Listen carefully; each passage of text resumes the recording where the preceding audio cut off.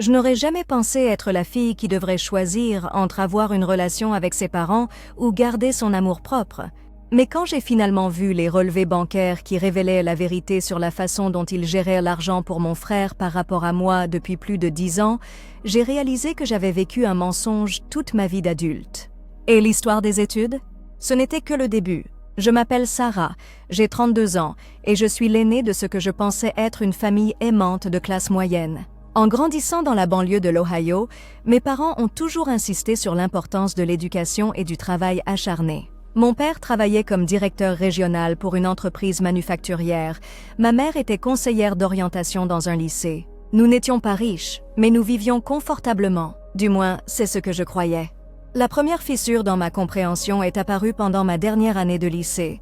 J'avais toujours été celle sur qui on pouvait compter, que des A, conseil étudiant, bénévolat au refuge pour animaux du coin. Mon petit frère Jake, de 2 ans mon cadet, était plutôt un esprit libre. Il galérait avec ses notes, préférait les jeux vidéo aux devoirs et avait cette façon charmante de se sortir des ennuis en parlant. Mais il était drôle et charismatique, et je l'aimais profondément. Quand est venu le moment des candidatures pour l'université, j'avais jeté mon dévolu sur l'université d'État à environ 2 heures de chez nous. Elle avait un excellent programme de psychologie et je rêvais de devenir thérapeute depuis l'âge de 15 ans. Les frais de scolarité étaient raisonnables pour les étudiants de l'État et j'avais économisé de l'argent grâce à mon job à temps partiel à la bibliothèque locale pendant tout le lycée. Je me souviens d'être assise à la table de la cuisine avec mes parents en train d'éplucher les documents d'aide financière. Maman avait cette expression inquiète en regardant les chiffres. Papa n'arrêtait pas de se passer la main dans les cheveux, ce qu'il faisait toujours quand il était stressé. Ils m'ont expliqué que même s'ils voulaient m'aider, ils ne pouvaient tout simplement pas se permettre de couvrir mes frais de scolarité. Ils avaient étudié la question, ont-ils dit, mais entre l'hypothèque et les dépenses courantes, ce n'était tout simplement pas faisable. J'étais déçue, mais pas anéantie. Je comprenais que l'argent se faisait rare et je m'étais préparée à cette possibilité. Nous avons établi un plan où je fréquenterais le collège communautaire local pendant 2 ans, puis je ferais un transfert pour terminer ma licence. Je prendrais des prêts étudiants pour couvrir ce que mon travail à temps partiel et l'aide financière ne pouvaient pas. Ce n'était pas le scénario de mes rêves, mais ça semblait raisonnable et responsable. Ce que je ne savais pas, c'est qu'au moment exact où ces conversations avaient lieu, mes parents avaient déjà versé un acompte de $5 000 pour que Jake fréquente l'Académie Riverside, un internat privé prestigieux à environ 1 heure de chez nous. Je ne l'apprendrai que des années plus tard, mais le timing me retourne encore l'estomac. Pendant qu'il m'expliquait pourquoi il ne pouvait pas m'aider avec les frais de l'école communautaire, il prévoyait de dépenser $35 000 par an pour l'éducation secondaire de mon frère. La justification, j'ai appris plus tard, était que Jake avait besoin de plus d'encadrement et d'attention individuelle. Ses notes baissaient et il craignait qu'il n'entre pas dans une bonne université sans intervention. L'Académie Riverside se spécialisait dans les étudiants qui étaient intelligents mais qui avaient des difficultés dans les environnements académiques traditionnels. Les petites classes et les études obligatoires l'aideraient à atteindre son potentiel. J'ai commencé l'école communautaire cet automne-là, travaillant 25 heures par semaine dans un magasin local pour aider à couvrir les dépenses. Je vivais chez mes parents, prenais le bus pour aller au campus et préparais mes déjeuners pour économiser de l'argent. Je me disais que j'étais pratique et mature. J'étais fière de mon indépendance et de mon éthique de travail. Quand les gens me demandaient pourquoi j'avais fait ce choix, j'expliquais que j'économisais de l'argent et que je gardais mes options ouvertes. Pendant ce temps, Jake s'épanouissait à l'Académie Riverside. Il rentrait à la maison pour les vacances avec des histoires sur ses amis du dortoir, les sentiers de randonnée incroyables du campus et les professeurs qui le comprenaient vraiment. Ses notes se sont considérablement améliorées et il semblait plus confiant et concentré. J'étais sincèrement heureuse pour lui. Je pensais que nos parents avaient fait un sacrifice financier difficile pour lui donner cette opportunité et je respectais leur décision. Pendant ma 2e année à l'école communautaire, j'ai commencé le processus de transfert. J'avais maintenu une moyenne de 3,8 et j'avais de solides recommandations de mes professeurs. J'étais excitée de finalement fréquenter l'université d'État et de poursuivre mon diplôme en psychologie. Mais quand j'ai abordé le calendrier de transfert avec mes parents, la conversation financière semblait familière et décourageante. Ils ont expliqué qu'ils ne pouvaient toujours pas contribuer au coût de mon éducation. En fait, papa avait récemment subi une petite baisse de salaire au travail et maman envisageait de réduire ses heures pour aider à s'occuper de ma grand-mère vieillissante. Si quoi que ce soit, l'argent était plus serré qu'avant. J'aurais besoin de contracter des prêts supplémentaires pour couvrir non seulement les frais de scolarité, mais aussi le logement et la pension, puisque le trajet vers l'université d'État serait impraticable. J'ai ressenti cette familière pointe de déception, mais je me sentais aussi fière de ma résilience. J'avais prouvé que je pouvais gérer la responsabilité financière. J'ai travaillé avec un conseiller en aide financière pour obtenir les prêts nécessaires, j'ai pris des heures supplémentaires au travail pour économiser de l'argent et je me suis préparée à finalement poursuivre le diplôme de mes rêves. Les montants des prêts me semblaient écrasants, mais je me rappelais que l'éducation était un investissement dans mon avenir. C'est à cette même période que Jake a commencé sa dernière année à Riverside Academy. Il parlait des candidatures universitaires et j'ai remarqué qu'il semblait remarquablement détendu concernant l'aspect financier. Quand je lui ai posé la question, il a mentionné que nos parents mettaient de l'argent de côté pour ses études universitaires depuis des années. Il supposait qu'ils avaient fait la même chose pour moi. Quelque chose de froid s'est installé dans mon estomac pendant cette conversation, mais je l'ai repoussé. Il y avait sûrement une explication raisonnable. Peut-être qu'ils avaient commencé à épargner après avoir vu à quel point c'était difficile pour moi de financer mes études. Peut-être qu'ils avaient eu une aubaine financière dont je n'étais pas au courant. Je ne voulais pas être la sœur qui en voulait à son frère pour ses opportunités. Jake a fini par être accepté dans 3 excellentes universités. Il a choisi un petit établissement d'arts libéraux en Nouvelle-Angleterre avec un solide programme de commerce. Les frais de scolarité étaient de 45 000 $ par an, plus le logement et les repas. Je me souviens qu'il était excité mais pas stressé par les implications financières.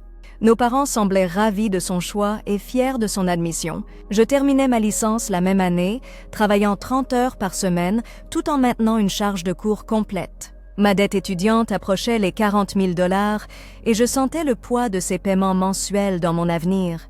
Mais j'étais aussi fière de ce que j'avais accompli. J'avais fait plusieurs fois la liste du doyen, j'avais décroché un stage convoité dans une clinique de santé mentale locale et je prévoyais de postuler pour des études supérieures en psychologie clinique. La vraie révélation est venue lors de ce qui aurait dû être un dîner de famille célébrant nos réussites.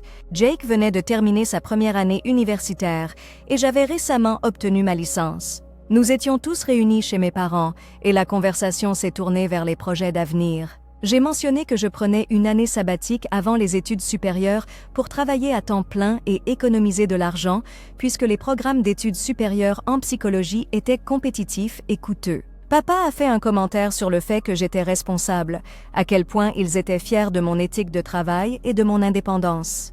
Maman a ajouté que c'était formateur de gagner sa vie par soi-même. Il semblait considérer mes difficultés financières comme un trait de personnalité positif, plutôt que comme une circonstance qu'ils avaient contribué à créer. Puis Jake a mentionné quelque chose à propos de son programme d'études à l'étranger pour l'année suivante. Il prévoyait de passer un semestre à Londres et il semblait confiant que ce serait financièrement faisable. Je lui ai demandé comment il gérait les coûts et il a eu l'air perplexe. Il a dit que nos parents payaient, comme ils payaient ses frais de scolarité habituels. Le silence s'est installé dans la pièce. J'ai regardé mes parents et j'ai vu quelque chose que je n'avais jamais vu auparavant, la culpabilité. Pas le genre de culpabilité qui vient d'une décision difficile, mais celle qui vient d'être prise en flagrant délit de tromperie. J'ai posé la question qui germait dans mon esprit depuis des années. Pourquoi l'éducation de Jake était-elle entièrement financée alors que j'avais contracté des dizaines de milliers de dollars de dettes? La réponse, livrée avec des mouvements inconfortables et des explications défensives, était pire que ce que j'avais imaginé. Il s'est avéré que non seulement ils avaient payé le lycée privé et l'université de Jake, mais ils avaient aussi établi un fonds universitaire pour lui à sa naissance. Le même fonds que je n'avais apparemment jamais eu, malgré le fait d'être l'aîné. Ils y avaient contribué régulièrement pendant son enfance, ce qui expliquait comment il pouvait se permettre ces choix d'éducation coûteux. La justification était que Jake avait besoin de plus de soutien et de structure. J'étais naturellement motivée et responsable, donc je m'en sortirais très bien en me débrouillant seule. Ils avaient en fait vu mon indépendance financière comme la preuve qu'ils avaient pris la bonne décision. Ils n'avaient pas considéré cela comme une épreuve que j'endurais, mais plutôt comme une force que je démontrais. Je suis restée assis là à traiter cette information, pensant à toutes les fois où j'avais défendu leur choix auprès d'amis qui se demandaient pourquoi mon frère était dans une école privée alors que j'étais dans un community college. J'ai pensé à tous les quarts supplémentaires que j'avais travaillés, à toutes les opportunités auxquelles j'avais renoncé à cause de contraintes financières, à tout le stress que j'avais vécu à propos de l'argent en poursuivant mes études. Mais ça ne s'arrêtait pas là. Alors que je commençais à poser plus de questions, un tableau plus complet a émergé. Le fonds universitaire de Jake n'était pas seulement pour les frais de scolarité. Il avait couvert sa voiture, ses voyages de vacances de printemps, son programme d'études à l'étranger et même certaines de ses dépenses de logement pendant l'université. Pendant ce temps, je conduisais une Honda Civic de 12 ans que j'avais achetée avec mon propre argent et je contractais des dettes de carte de crédit pour me permettre les nécessités de base. Les disparités s'étendaient au-delà de l'éducation. Quand Jake avait voulu prendre une année sabbatique après le lycée pour voyager à travers l'Europe, il l'avait soutenu financièrement. Quand j'avais voulu faire un stage d'été dans un centre de santé mentale dans un autre État, ils avaient expliqué qu'ils ne pouvaient pas aider avec les coûts de voyage ou de logement, alors j'avais dû décliner. J'ai commencé à voir un schéma qui m'avait été invisible auparavant. Chaque fois que Jake faisait face à un défi ou une opportunité financière, nos parents trouvaient un moyen de faire que ça marche. Chaque fois que je faisais face à la même situation, on m'encourageait à être indépendante et à trouver ma propre solution. Ils avaient présenté cela comme un renforcement de caractère pour moi et un soutien nécessaire pour lui. La prise de conscience la plus douloureuse était qu'ils avaient activement dissimulé le soutien financier de Jake de moi. Ils n'avaient jamais menti explicitement, mais ils m'avaient laissé croire qu'ils n'avaient pas les moyens de m'aider avec mes études tout en finançant simultanément son école privée et son expérience universitaire. Ils m'avaient laissé me sentir coupable de vouloir leur aide financière tout en fournissant secrètement un soutien étendu à mon frère. Cette conversation du dîner a tout changé. J'ai quitté la maison de mes parents ce soir-là avec le sentiment d'avoir vécu dans une fausse réalité. Je n'étais pas en colère contre Jake, il avait été honnête au sujet de sa compréhension de la situation. Mais j'étais dévastée par la réalisation que mes parents nous avaient traités fondamentalement différemment, tout en présentant cela comme un amour égal exprimé de différentes manières. J'ai passé les semaines suivantes à digérer ce que j'avais appris. J'ai parlé à mes amis les plus proches, et leurs réactions m'ont aidé à comprendre que ce que j'avais vécu n'était pas une prise de décision financière familiale normale. Ils ont été choqués par l'ampleur de la disparité et la tromperie impliquée. Un ami a fait remarquer que si mes parents avaient été honnêtes au sujet de leur choix de prioriser l'éducation de Jake, j'aurais pu prendre des décisions différentes concernant mon propre parcours. J'ai décidé que j'avais besoin d'avoir une conversation plus approfondie avec mes parents sur ce que j'avais découvert. Je me suis préparée soigneusement, notant des questions spécifiques et des exemples. Je voulais comprendre leur raisonnement et leur donner une chance d'expliquer leur perspective.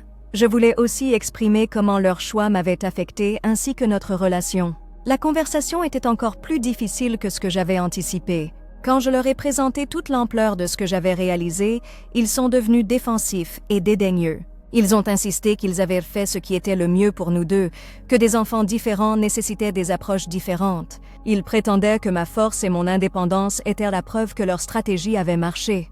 Ce qui faisait le plus mal était leur incapacité à reconnaître l'impact de leur choix sur moi. Ils ne semblaient pas pouvoir comprendre que leur soutien financier à Jake n'était pas juste une question d'argent, c'était une question de se sentir valorisé et prioritaire. Ils n'arrivaient pas à comprendre que leur tromperie avait entamé ma confiance et mon sentiment de sécurité au sein de la famille. Au lieu d'assumer leurs responsabilités, ils ont retourné la conversation contre mon caractère. Ils ont dit que j'étais ingrate et rancunière. Ils ont suggéré que ma réaction prouvait que j'étais trop axée sur les choses matérielles. Ils ont insinué que mes sentiments blessés étaient immatures et que je devrais être heureuse du succès de mon frère. J'ai réalisé pendant cette conversation qu'ils n'allaient pas reconnaître ce qu'ils avaient fait, ni assumer la responsabilité de l'impact que cela avait eu sur moi. Ils avaient construit un récit où leur choix était justifié et ma douleur était déraisonnable. Ils semblaient croire si totalement à leur propre justification qu'ils ne pouvaient pas voir la situation de mon point de vue. Mais la véritable révélation est arrivée 6 mois plus tard, lors de ce qui aurait dû être une occasion familiale heureuse. Jake s'était fiancé à sa copine de fac et il prévoyait un mariage pour l'automne suivant. Pendant les premières discussions de planification du mariage, j'ai appris que mes parents économisaient pour le mariage de Jake depuis qu'il avait 18 ans. Ils avaient accumulé près de 30 000 $ dans un compte spécial destiné à ses futures dépenses de mariage. Quand j'ai demandé s'ils avaient fait la même chose pour moi, la réponse était non. Ils ont expliqué qu'ils avaient supposé que je voudrais un mariage plus petit, plus intime de toute façon, étant donné ma nature pratique. Ils ont suggéré que je préférerais probablement planifier et payer mon propre mariage, puisque j'avais toujours été si indépendante. La façon désinvolte dont ils ont livré cette information, comme si c'était évidemment raisonnable, était dévastatrice. J'ai réalisé qu'ils avaient planifié toute la vie adulte de Jake, tout en supposant que je me débrouillerais seule. Ils s'étaient préparés à le soutenir à travers l'université, les voyages et les étapes importantes de la vie, tout en s'attendant à ce que je sois autonome à chaque tournant. J'ai pris une décision cette nuit-là qui a changé la trajectoire de ma vie. J'ai décidé que j'en avais fini d'essayer de mériter leur traitement équitable par mes réussites et mon bon comportement.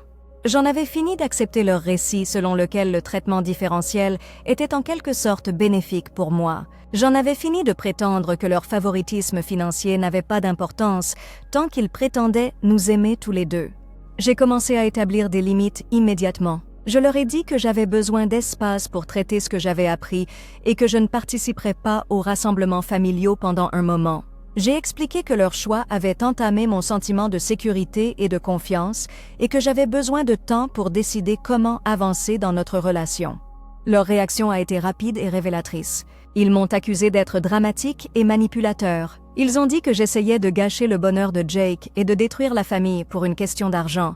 Ils ont dit aux autres membres de la famille que j'étais déraisonnable et ingrat, me présentant comme le problème plutôt que d'examiner leur propre comportement. Mais je m'attendais à cette réaction et j'étais préparée. J'avais étudié les dynamiques familiales et la manipulation émotionnelle et je reconnaissais leurs tactiques. Ils essayaient de me faire culpabiliser d'avoir des limites, de me convaincre que ma blessure était déraisonnable et de me pousser à accepter leur comportement par le chantage familial. Au lieu de cela, je me suis concentrée sur la construction de ma propre vie et carrière. Je me suis investie à fond dans mon travail à la clinique de santé mentale, j'ai commencé des études supérieures à temps partiel et j'ai commencé à construire des relations avec des gens qui me valorisaient et me respectaient. J'étais déterminée à créer la stabilité et le système de soutien que j'avais espéré trouver au sein de ma famille. La reconnaissance est venue de façon inattendue. 2 ans plus tard, j'ai reçu un appel d'une chaîne de télévision locale. Ils préparaient un reportage sur les jeunes professionnels qui font une différence dans leur communauté et quelqu'un m'avait proposé pour mon travail avec les survivants de traumatismes à la clinique. Ils voulaient m'interviewer sur mon approche pour aider les gens à guérir de traumatismes familiaux et à construire des relations saines. L'interview s'est bien passée et le reportage est passé pendant un programme d'information populaire en soirée. J'ai parlé de mon travail, de mon parcours éducatif et de ma passion pour aider les gens à établir des limites saines avec des membres de famille difficiles. Je n'ai pas mentionné spécifiquement ma propre situation familiale, mais j'ai parlé de l'importance de reconnaître les schémas de manipulation émotionnelle et du courage nécessaire pour faire passer son propre bien-être en priorité. Le reportage a eu beaucoup d'écho dans notre communauté. J'ai reçu des appels de collègues, d'anciens amis et même de quelques membres de la famille qui l'avaient vu. Plusieurs personnes ont mentionné comme elles étaient impressionnées par mes accomplissements et mon approche réfléchie des dynamiques familiales difficiles. Quelques personnes ont même dit qu'elles avaient été inspirées à chercher de l'aide thérapeutique pour leurs propres problèmes familiaux. Mais la réaction la plus significative est venue de mes parents. Ils m'ont appelé le lendemain de la diffusion du reportage et pour la première fois dans notre relation, ils avaient l'air incertains et songeurs. Ils ont dit qu'ils avaient été fiers de me voir à la télévision, mais qu'ils avaient aussi été troublés par certaines choses que j'avais dites sur la manipulation émotionnelle et le favoritisme familial. Ils m'ont demandé si j'avais parlé d'eux. Ils voulaient savoir si j'avais discuté de notre situation familiale avec mon thérapeute et mes collègues. Ils semblaient vraiment inquiets que d'autres personnes puissent porter un jugement négatif sur leurs choix éducatifs. J'ai confirmé que oui, j'avais travaillé avec un thérapeute pour comprendre nos dynamiques familiales et oui, j'avais appris à reconnaître les schémas de favoritisme et de manipulation émotionnelle. J'ai expliqué que mon travail auprès de survivants de traumatisme m'avait aidé à comprendre ma propre expérience et à développer des limites plus saines. Cette conversation était différente de nos discussions précédentes. Au lieu d'être sur la défensive et de rejeter mes propos, ils semblaient vraiment préoccupés par la façon dont leur comportement pourrait être perçu par les autres. Ils ont posé des questions spécifiques sur ce que j'avais appris en thérapie et si je pensais que leur traitement de Jake et moi avait été néfaste. J'ai expliqué que le problème n'était pas seulement une question d'argent, mais de se sentir valorisé et prioritaire. Je leur ai dit que leur tromperie avait été aussi dommageable que la disparité financière elle-même. J'ai décrit comment leur incapacité à reconnaître mon point de vue m'avait fait me sentir invisible et sans importance. Pour la première fois, ils semblaient vraiment entendre ce que je disais. Ils posaient des questions au lieu de se justifier. Ils ont reconnu qu'ils pouvaient voir comment leur choix avait pu me paraître injuste, même si ce n'avait pas été leur intention. Cette conversation a mené à une série de discussions au cours des mois suivants. Avec l'aide de mon thérapeute, j'ai pu articuler clairement mes limites. J'ai expliqué que je voulais une relation avec eux, mais seulement s'ils pouvaient reconnaître l'impact de leur choix et démontrer un vrai changement dans leur façon de me traiter. Je leur ai dit que j'avais besoin qu'ils arrêtent de trouver des excuses pour leur favoritisme financier et commencent à assumer la responsabilité de l'effet que cela avait eu sur moi. J'avais besoin qu'ils arrêtent de me presser d'accepter leur comportement et commencent à travailler pour regagner ma confiance. J'avais besoin qu'ils arrêtent de traiter mon indépendance comme un trait de personnalité et commencent à la reconnaître comme un mécanisme de survie. Le processus a été graduel et parfois frustrant. Il y a eu des reculs et des moments où ils sont revenus à leurs anciens schémas de défensive et de manipulation, mais il y a aussi eu de vrais moments de reconnaissance et de croissance. Le tournant est arrivé lors d'une conversation sur le mariage prochain de Jake. Au lieu de supposer que je me débrouillerais toute seule pour ma contribution aux festivités, ils m'ont demandé directement comment ils pouvaient soutenir ma participation. Ils ont proposé d'aider avec les frais de voyage et se sont assurés que j'étais incluse dans toutes les discussions de planification. Ils ont aussi fait quelque chose de sans précédent. Ils ont reconnu publiquement la disparité financière. Lors d'un rassemblement familial, ils ont mentionné qu'ils regrettaient de ne pas avoir été plus équitables dans leur soutien éducationnel et qu'ils étaient fiers de ce que j'avais accompli malgré les défis qu'ils avaient créés. Cette reconnaissance publique était importante pour moi parce qu'elle validait mon expérience devant d'autres membres de la famille à qui on avait dit que j'étais déraisonnable. Cela démontrait aussi qu'ils étaient prêts à assumer la responsabilité de leur choix plutôt que de continuer à me blâmer d'être blessée par eux. Mais le changement le plus significatif était dans la façon dont ils ont commencé à parler de mes réussites. Au lieu d'attribuer mon succès à mon indépendance naturelle, ils ont commencé à reconnaître le travail acharné et les sacrifices qui avaient été nécessaires. Ils ont commencé à exprimer des regrets concernant les opportunités que j'avais ratées et le stress que j'avais enduré à cause de leur choix. Je veux être claire sur le fait que ce processus ne concernait pas la vengeance ou prouver quelque chose. Il s'agissait d'établir une relation basée sur le respect mutuel et l'honnêteté. Je n'avais pas besoin qu'ils punissent Jake ou lui retirent ses avantages. J'avais besoin qu'ils reconnaissent que leur choix m'avait affecté et qu'ils démontrent qu'ils me valorisaient assez pour changer leur comportement.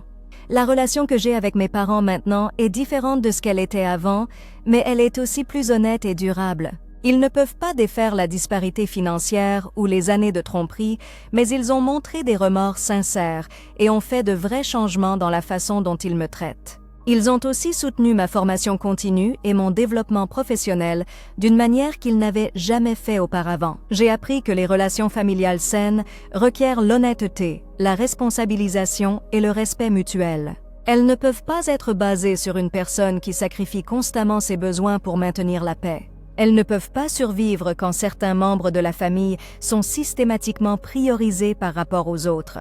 J'ai aussi appris qu'établir des limites n'est pas égoïste ou manipulateur. C'est nécessaire pour maintenir son respect de soi et créer des relations qui sont véritablement soutenantes. Parfois, les gens qui nous aiment ont besoin d'être confrontés à l'impact de leur comportement avant de pouvoir le changer. Mon travail avec les survivants de traumatisme m'a appris que beaucoup de gens luttent avec des dynamiques familiales qui les font se sentir invisibles ou sans importance. Les schémas de favoritisme, de manipulation et de négligence émotionnelle que j'ai vécus sont malheureusement courants. Mais j'ai aussi appris qu'il est possible de guérir de ces expériences et de construire des relations plus saines. Si vous regardez ceci et reconnaissez des schémas similaires dans votre propre famille, sachez que vos sentiments sont légitimes. Vous méritez d'être valorisé et mis en priorité. Vous méritez l'honnêteté et le respect de la part des personnes qui prétendent vous aimer.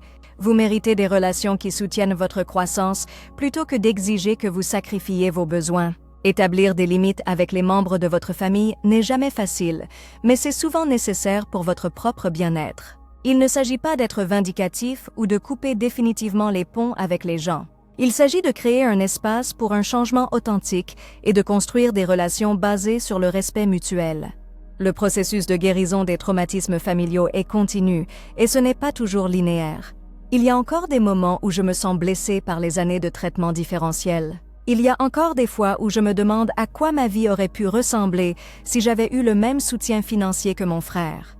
Mais j'ai aussi découvert une force et une résilience que je ne savais pas posséder. J'ai construit une carrière qui me passionne, développé des relations significatives avec des personnes qui me valorisent et créé la stabilité et la sécurité que je cherchais au sein de ma famille. J'ai appris que votre valeur n'est pas déterminée par la façon dont votre famille vous traite. Elle ne dépend pas de leur reconnaissance ou de leur approbation. Vous avez de la valeur, que les personnes qui vous ont élevé puissent la voir ou la reconnaître ou non. Si vous luttez avec des dynamiques familiales similaires, je vous encourage à chercher du soutien auprès d'un thérapeute, d'un conseiller ou d'un ami de confiance. Vous n'avez pas à naviguer ces défis seul et vous n'avez pas à accepter un traitement qui vous fait sentir invisible ou sans importance. Je veux aussi dire que la guérison est possible, même quand elle semble impossible. Le changement est possible, même dans des relations qui ont été endommagées par des années de dysfonctionnement. Mais cela nécessite de l'honnêteté, de la responsabilisation et un engagement authentique à faire mieux. Votre histoire compte, vos sentiments sont légitimes et vous méritez des relations qui célèbrent votre succès plutôt que de s'attribuer le mérite de votre résilience. Vous méritez d'être mis en priorité et valorisé, pas seulement en parole mais en actes. Avez-vous vécu des schémas similaires de favoritisme ou de manipulation financière dans votre famille? Comment avez-vous navigué le processus d'établissement de limites et de défense de vos droits? J'aimerais entendre vos histoires et nous soutenir mutuellement à travers ces conversations difficiles mais nécessaires. N'oubliez pas que dénoncer un traitement injuste n'est pas de l'ingratitude ou du théâtre. C'est être honnête sur ce que vous vivez et défendre le respect que vous méritez. Votre voix compte, votre perspective est valable et votre bien-être est important.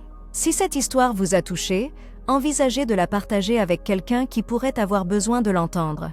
Parfois, savoir que d'autres ont traversé des épreuves similaires et ont trouvé des moyens de guérir peut être l'encouragement dont quelqu'un a besoin pour commencer son propre chemin vers des relations plus saines. Merci de votre écoute et de faire partie d'une communauté qui valorise l'honnêteté, la croissance et le soutien mutuel. Ensemble, nous pouvons briser les cycles de dysfonctionnement et construire des relations basées sur un amour et un respect authentiques.